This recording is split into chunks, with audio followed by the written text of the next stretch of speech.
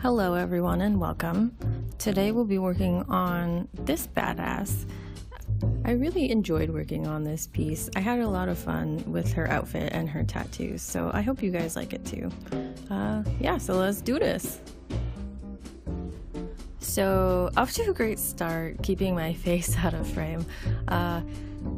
If you can see the little pink dot on the lower left hand side of the picture, that's actually a string I attached to my camera to make sure I kept my face out of frame, and I just put my head around it when it got in my way. So that works out really well for me.